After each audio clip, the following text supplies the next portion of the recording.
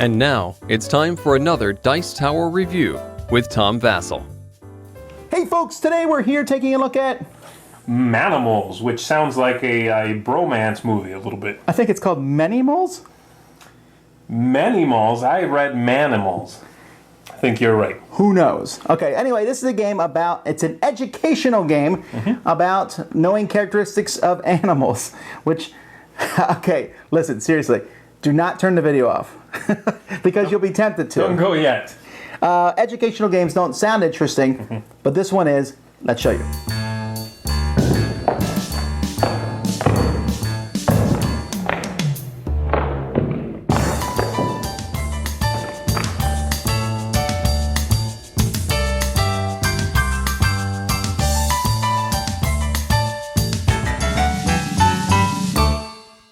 So you're going to take a bunch of cards, the rule book says about 40, and place them face up here on the table so you can see all sorts of animals, and you can see the animals are very clear what they are. And the oldest player is going to go first, and he's going to choose any animal out here and turn that animal over. Now when he turns the animal over, all this stuff in the back doesn't matter. Well, it tells him what it is. This is a fire salamander. But he's looking at this trait here. Each trait is going to be different. And the game actually comes with some cards that explain what the traits do. So as I look for that trait on these cards, I see that that trait is that this pursue brood care. This means the parents are going to take care of the offspring. They will watch the eggs. They will keep enemy away. So once you've done that and you explain to everyone what it is, you say go, and everyone is going to be grabbing cards with one hand and putting them into the card with the other hand that they think match that characteristic. So ready, set, go. So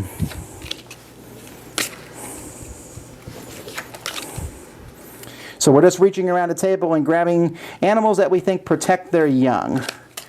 And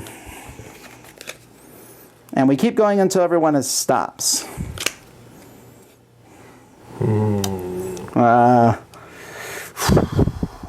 Okay, so I'm finished now. I hope that I'm right. I have no idea. Let's go with one more. So we look at this symbol here, and it's a symbol that shows the birds with the eggs. Then we look at the back of the card, and we see which cards have that on it. So I got it on 1, 2, 3. It's not on this card. 4, 5, 6. So it's on every card except for, apparently sharks don't care about their kids. All right. So since I got one wrong, it gets rid of one that was right. So I have a final score on this round of 5. All right, and my animals here, as you can see, let's see what we got here. Nope. There's one. There's one. And that one. So I got one wrong. Apparently, snakes, not so much. Snakes eat their kids, sir. I guess they do. So these two are out, and I get 2 points. All right, so we don't actually get points there. We're just seeing who has the most cards that round. Whoever has the most keeps 2 of them as points. Whoever has the second most keeps 1 of them as points. The rest are placed back in the middle. The 3 cards that are given out are then replaced by 3 more cards, and you start another round with someone else turning a card over and doing the same thing. Like this one here would be animals that are in the water, or maybe this card here is animals with wings. Okay, so after 7 rounds, whoever has the most points is the winner of the game. Now, Z and I have had bad experiences with animal trivia games. Yes, we have. We played a game one time with somebody who, when we did an incorrect thing, like let's say this here is a mountain goat, and I say, well, obviously a mountain goat is a nocturnal animal, and then that would happen. That was the reaction we got.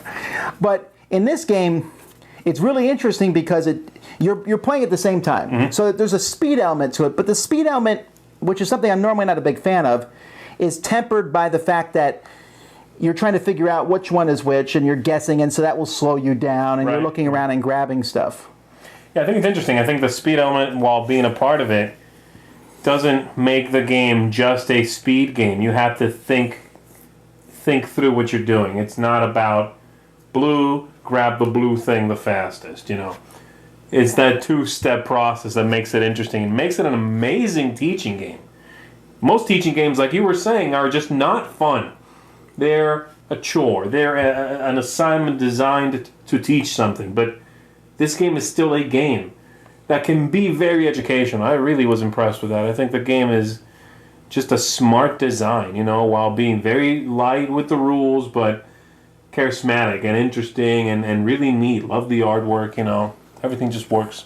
Yeah, I thought that this is an example of such a clean design. It's a white background, the animal's really easy to see. You can glance at them, they're different colors. I never looked at an animal and go, what is that? No, I mean, sometimes like a fire salamander, I might go, is that a newt? You know, I might not know my animals perfectly, but they're still easy to see.